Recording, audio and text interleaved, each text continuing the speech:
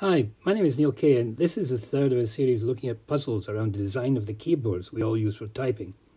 In the first two videos, we looked at how the English keyboard known as QWERTY was developed. This time we'll ask, why are the French and the Germans different from the English? Not in terms of culture or customs, but in terms of the keyboards we use. The answer lies in language, and it goes back nearly 150 years to our workshop in Milwaukee. This is Christopher Latham Sholes, who designed the first commercial typewriter with the help of others, notably James Densmore. And this is one of the earliest models of Sholes' basic design. Sholes arranged the type bars that actually did the typing on the page in a circular type basket.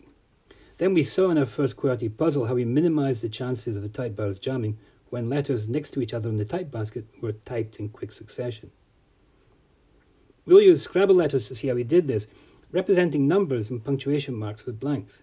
He used the type bars for numbers and punctuation to act as buffers.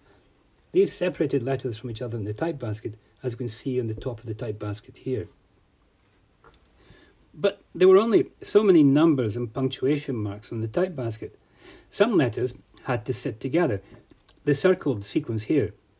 Sholes largely solved the problem by putting together in the type basket pairs of letters that very rarely, if ever, would be typed together. Then a system of levers fed back from the type basket to produce the 4 rows of letters, numbers and punctuation marks that made up what would become known as the QWERTY keyboard. That's the basis of how QWERTY was produced, but French and German keyboards modified QWERTY. Why bother? The answer lies in the frequency of letters in the different languages. QWERTY itself takes its name from the first 6 letters on the English keyboard, and here's a Scrabble version of it with just the letters, no numbers or punctuation. The German version is QWERTZ, with the Z replacing QWERTY's Y. The French have AZERTY, with AZ replacing the first 2 letters of QWERTY. We have to start somewhere to understand why they are different, so we'll start with Z. Z is the most infrequent letter in the English language. You may have to dig before you encounter it in words or phrases like zebras and Zanzibar. But another feature of both zebras and Zanzibar is that these are not English words. They are foreign in origin and imported into English. This is something which we shall see is important for QWERTZ and AZERTY as well as QWERTY. So because Z is so rare in the English language, sticking it in that continuous string of letters on the type basket means it's unlikely to be typed together with and clash with its neighbouring letters, or indeed any other letter. The letter X is stuck down there in that continuous string for the same reason. In the case of German QWERTZ, this was modified by swapping the Y and the Z on the keyboard, which means they also swap places on the type basket. But why swap with Y? In the first QWERTY puzzle we used Mark Twain, and this time we'll use another one of his books, The Adventures of Huckleberry Finn. The letter Y is a very common letter in English. It even appears in Huckleberry Finn's name and that of his friend Tom Sawyer. If you do a search on an English PDF version of the book, Y occurs over 9,000 times. But what happens when you look at German translations of The Adventures of Huckleberry Finn? Then Y is found not much more than a couple of hundred cases, and almost entirely involving proper English names like Huckleberry, Sawyer, Mary, Tommy and Polly. To all intents, Y does not exist as a letter in German. But by contrast, Z occurs thousands of times in the German translation of Huckleberry Finn. Here are some examples. So by swapping Z and Y, the letter Z was neutralised in the German type basket by buffering it between numbers on the type basket.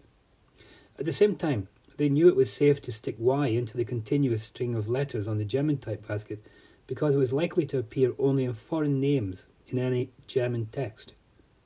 German QWERTZ was based on the same design principles as QWERTY.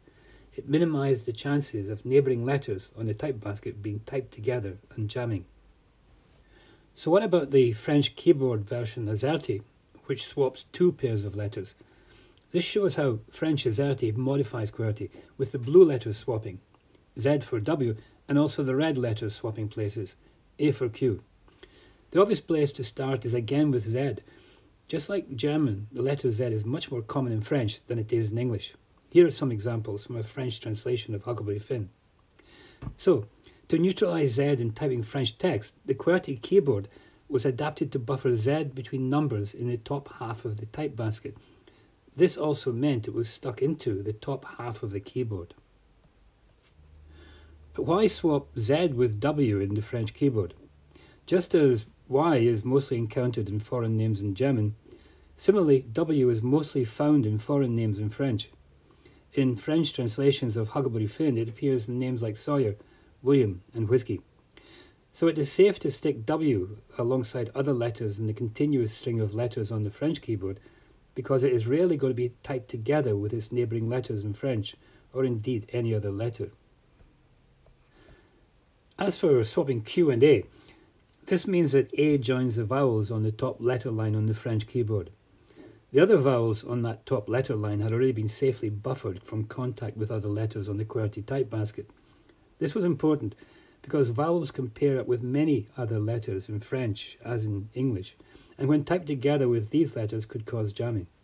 Now A is at least partly buffered on the type basket on one side by a number and by Q on the other side, again helping to reduce the extent to which A would be typed together with a neighbour on the type basket.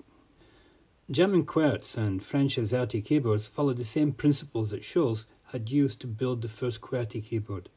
Some letters had to be placed together on the type basket, and when that happened, he made sure that the letter pairs formed were typed together very rarely, if at all.